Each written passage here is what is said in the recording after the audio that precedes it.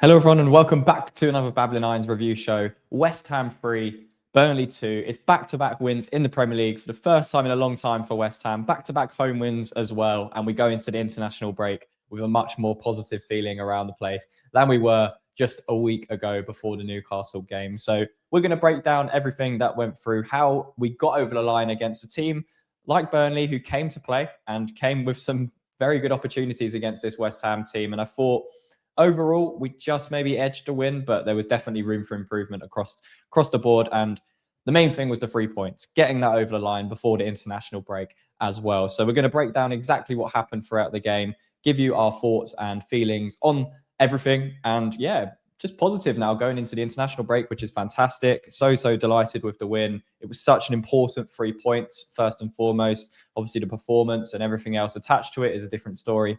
It was all about getting the 3 points in this game, in this type of fixture, especially at home to someone that's going to be your relegation rivals come the end of the season if we're still down there. So getting points over the line in these types of fixtures, really, really important. And I feel for Burnley a little bit. I think they played quite well throughout the game. They didn't pose too much of a threat at times. They had a couple of half chances and, again, a couple of mistakes, as Scott Parker alluded to, at this level in the Premier League.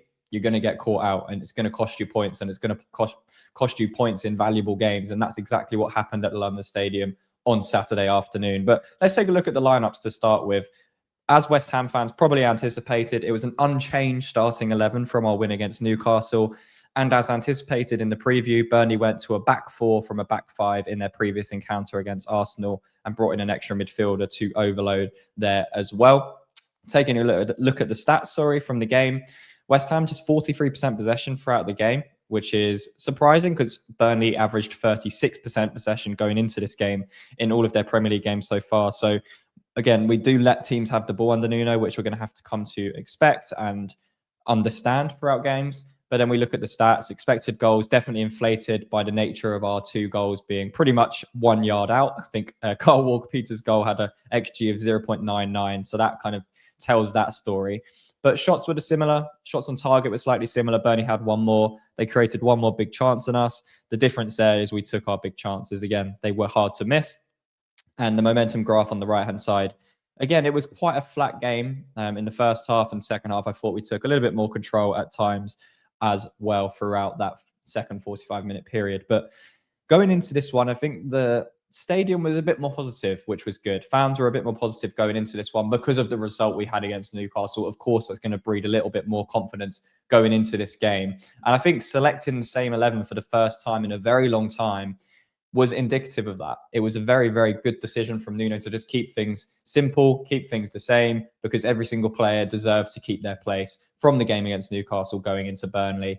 And we saw some substitutions in the second half that were forced, the likes of Potts coming off. I think it was a dead leg in the end for Magassa, or Soucek, sorry. Magassa. And then Soucek obviously came on at striker again for Wilson that we saw. And then we saw a couple of defensive substitutions that turned out to be also a positive going forwards, which we'll talk about. But again, we found ourselves trailing in a game where it was really important to try and get the first goal. And to be honest, throughout the first half, we were pretty flat, I would say. We had a couple of if moments, but really we weren't pressing Burnley. We were letting them get into the game, in particular Josh Cullen in midfield, who West Ham fans will know very well. He was just allowed too much time and space on the ball. And I think we showed Burnley a little bit too much respect for the situation that was arising. And we know under Nuno it's going to be a low block. We're going to have to be defensively resilient. But there were times where we were way too passive and the players were almost taking that for granted. And that's exactly how the first goal comes, just 30 so minutes into the game, 34 minutes into the game. And we can highlight it here. We're playing a 4-3-3. You can see Somerville and Bowen either side of Wilson. So they're tucked in quite narrow, playing in those inside channels. But Burnley left back here picks up the ball. And it's just a very long punt forward. So Wan-Bissaka comes to press this. And then it's a long ball forwards. And it's really simple stuff, really basic stuff. But their striker peels off onto Juve, which then leaves Todibo free. And then they've got bodies in and around that long ball, that second ball. And that was something that we were losing out on in the first half. Those duels, those second balls that we were losing. And Burnley were winning and picking up those second balls way too often ahead of us. And we can see here, obviously, because of the long ball, you've got Potts, Fernandes and Paqueta, who are now trailing back. And you can see Wan-Bissaka in the very bottom right of your screen because he's gone out to press. So defensively, we're a little bit disjointed and we've lost the first duel. Okay, fine. Juice lost his header. Burnley pick up the second ball. Now we have to reset. And we find ourselves in this position. So Tadebo's marking the striker there that we can see. Kilman's the man that's free. And then Wan-Bissaka, who is just almost out of picture there, is then going to have to get back in, as well as Paqueta. What I would say is it needs to be quicker. There was a lack of urgency. And just before this goal happened, we were just a little bit too passive. The midfield was walking. And then we just switch off because I don't think we expect the long ball to happen. And that's exactly what happens here, where they win the second ball and then we have to get back in. So Paqueta has to sprint back in. Wan-Bissaka has to sprint back in. To be fair, they do a half-hearted attempt to get him back in, but it's still too slow. But again, it's individual mistakes and winning your individual battles that have cost us this goal. And it was just a simple punt forwards from Burnley. They win the second ball. They then fake the cross here. And you can see Juice Man on the left-hand side, which inevitably goes out to here. And that's where you see this structure. So our midfield's got back in, Paqueta, Potts, and Fernandez across the line. But defensively, Wan-Bissaka's still not in. However, that still doesn't take away from, again, Tadibo and Kilman not picking up that central position where Fleming is, who's the eventual goal scorer. And this is the situation we find ourselves in before the cross comes in. There's two errors that then happen after that. The first one is Juve. Again, we spoke about this against Newcastle, being too slow to the cross, not going out to his player, allowing Murphy to shoot and score.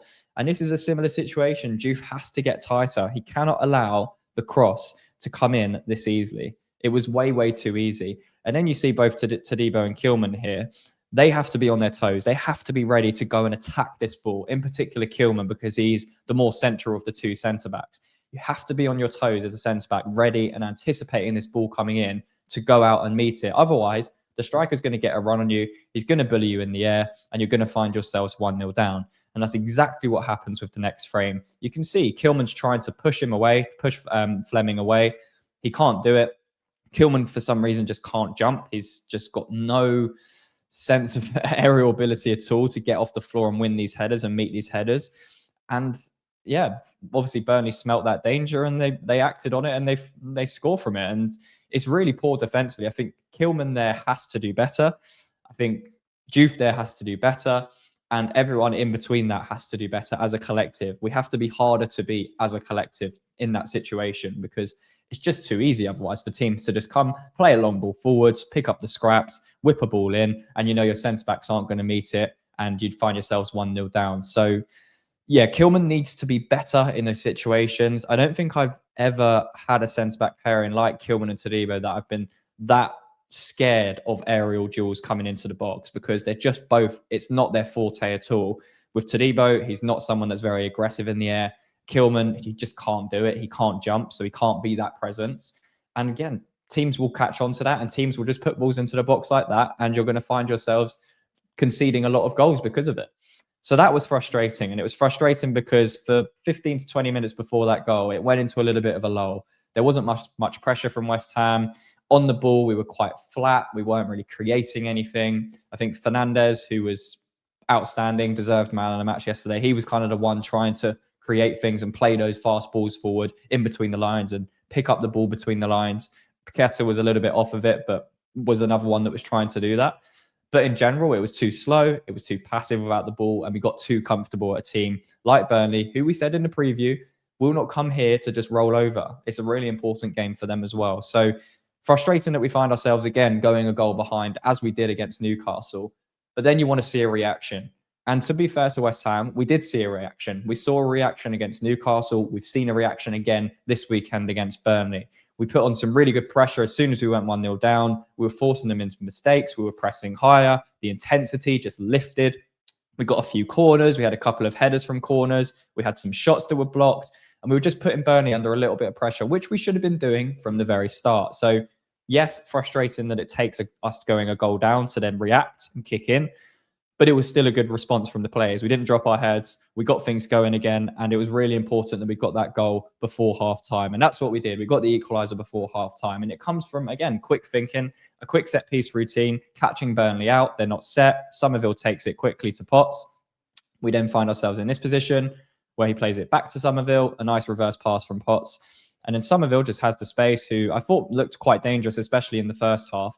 driving into that space. And I mentioned in the preview again, Kyle Walker is someone that is going to be very static in these moments, and we can definitely capitalize on his inability to sense danger in these situations. And Callum Wilson, a traditional box nine, is going to smell that and absolutely love these situations. And we get a bit of fortune. Somerville's shot, but you can see here, if I move it forwards one frame, when the ball gets slightly deflected off the Burnley players, Walker is stationary, Wilson is not. And that's the difference. Wilson wants to go and meet that ball. He's ready to attack and score.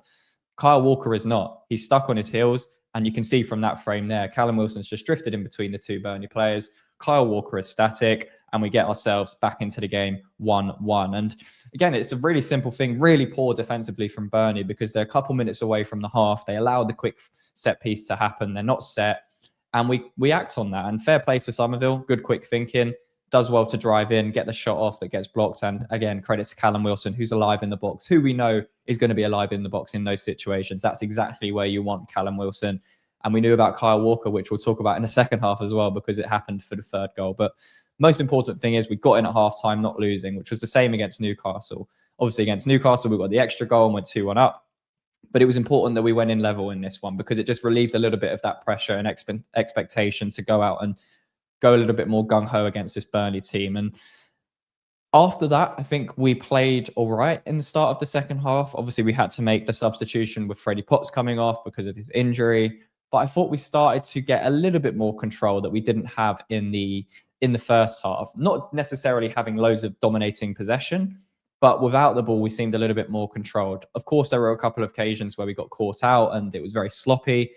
I think Jared Bowen, that was one of his worst performances in a West Ham shirt for a long time. And there was a couple of occasions where he was caught either just, hoofing the ball forwards to no one or trying to dribble out and take on his man and getting tackled. And then that was in a dangerous area of the pitch. There were things like that where individual mistakes were still happening, but collectively it was slightly better. And we started to get a little bit more control. And again, we talk about the substitutions that Nuno's using. So at that point, obviously, we'd seen Freddie Potts come off for Thomas Soucek. We then saw Callum Wilson come off for Magassa, and Soucek went further forwards. And you're thinking at that point, maybe he could have brought on Gil Herme, go a little bit more attacking. But he stuck with it, Nuno. He stuck with the substitution that worked against Newcastle, and he stuck with the substitution again against Burnley. And fair play to Thomas Soucek, because he's come off the bench in 2 games now and made an impact. And that's exactly what you want from a player like Thomas Soucek now. Not necessarily being a starter, but someone that can definitely make an impact off the bench and change the dynamics of a game and just give Burnley something different to think about. And we talk about we've spoken about a lot on this channel, and the media have spoken about a lot on this channel, the fragile nature of the West Ham defense. When either a corner, free kick, cross, set pieces, we've been very, very poor. And rightly so, we have been. I mean, we conceded from another cross in this game. But we're starting to get a little bit more threatening from our own strategy going forwards in positions like corners. And that's what happens for the second goal with 15 minutes left. Somerville's the one to take it on this occasion. Again, Burnley do well. They win the first ball. And then Paqueta's just drifted out to that position at the top there that you can see, which gives him acres of space to bring it down. And then we talk about, again, reactions, individual battles, wanting it more. That's exactly what Thomas Soucek will do. The same with Callum Wilson in the first half, being on your toes, ready to pick up anything that comes in. We know with Soucek, we've seen it over the years, he is going to be that person that reacts first in these situations, because he just has a really good sense for that, of what's going to happen. It's a bad mistake from the goalkeeper, Dubravka. He should be saving that comfortably. The ball slips through him. But again, Soucek isn't just resting on his laurels. He's gone into that position where he can make an impact. He gets in front of his man, and we find ourselves 2-1 up again, because Soucek is on his toes, he's ready to pounce, and he's reading the danger of a situation where Burnley aren't. And Burnley, again, will be absolutely gutted at how that goal came about, because it was individual errors. They defend the corner really well. Then they don't get out to Lucas Paqueta quick enough. The save from Dubravka isn't good enough. And then the reaction in that final third where Soucek gets there ahead of his man isn't good enough from a defensive perspective for Burnley. But such a big goal. And we've said this about Soucek. There are ways you can utilize him that are extremely effective. There are ways that you shouldn't use him in this system and in this team. And that goes for every single player. You wouldn't play Somerville left back. I know it's an exaggerated example, but Soucek is best when he's allowed to just roam into those spaces, get into the box and cause havoc to Burnley defenders or any defenders in the Premier League, because he can with his physicality and his movement and his sense for danger in those situations.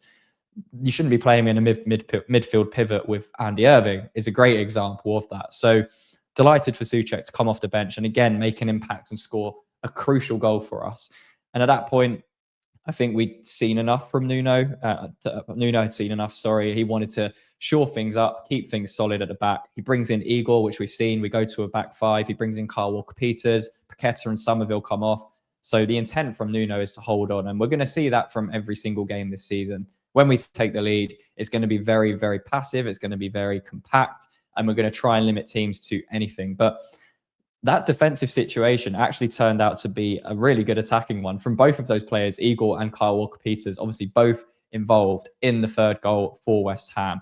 And I want to pay particular attention to Igor because it was fantastic from him. And it comes initially, we'd had a free kick, we played it short, recycled possession. Magassa plays the ball into Igor.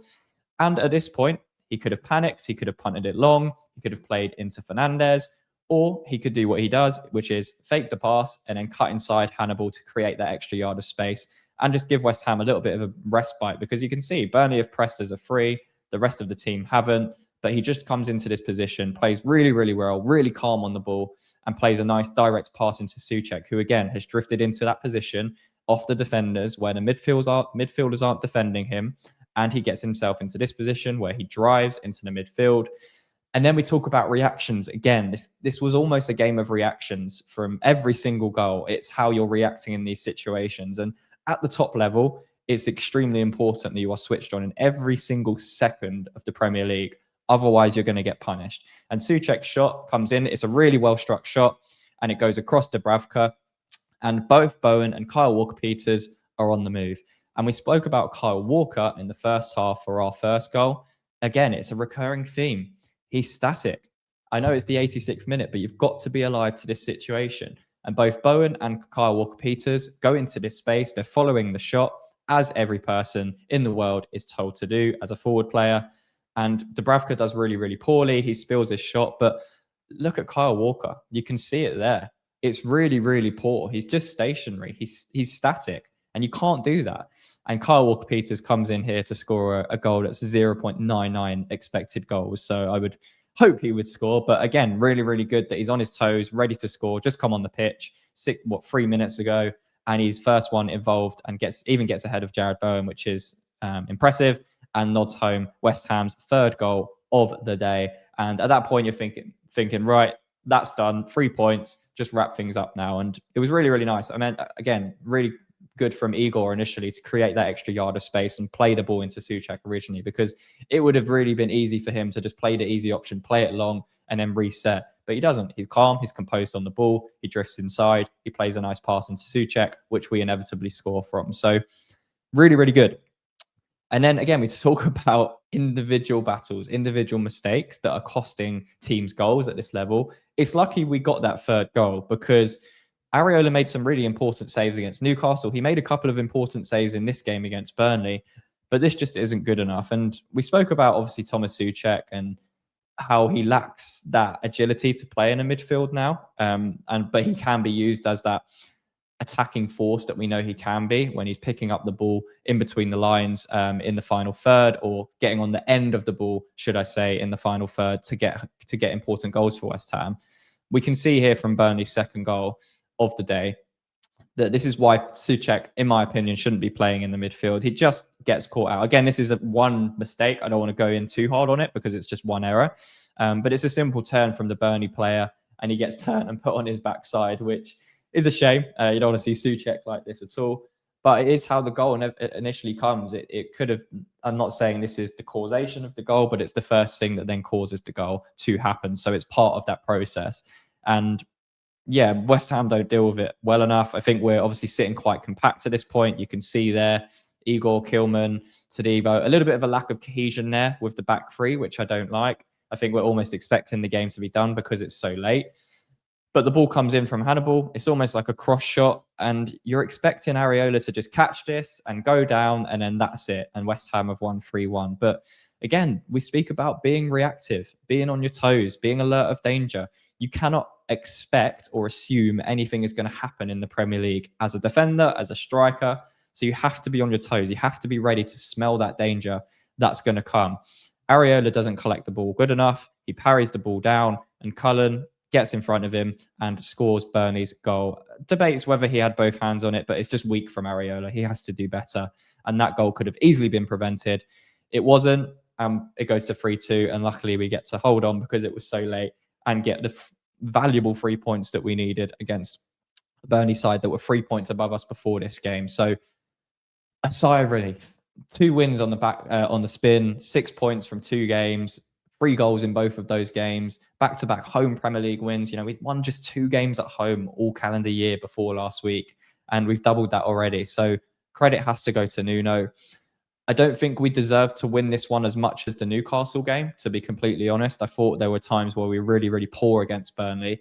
And again, as I mentioned, we were way too passive at times, and we took that passivity of Nuno ball and just almost took the mick out of it a little bit and said, oh, it's only Burnley. We can, walk around the pitch at certain times and we'll be fine. You can't do that. That's how the first goal comes. And again, individual battles, you have to win your duels. Everything we do from a tactical perspective, from a second ball perspective, it all starts when you're winning your duels. If you don't win your duels, you can't play football. If you're not winning your duels, you're not going to have possession. You're not going to be able to counter attack. So everything stems from winning an individual battle or a duel as a football player. You have to be ready to do it. And then you can play. And then you can set things off. We weren't winning our duels in that first half. In the second half, we were a bit more competitive and we started to impose ourselves on Burnley a little bit more. And that's how the goals inevitably came as well. But we have to be ready to these situations. We've got some really tough fixtures coming up now. We've got the points. This is fantastic. We find ourselves now on 10 points. We were on 4 points a week ago.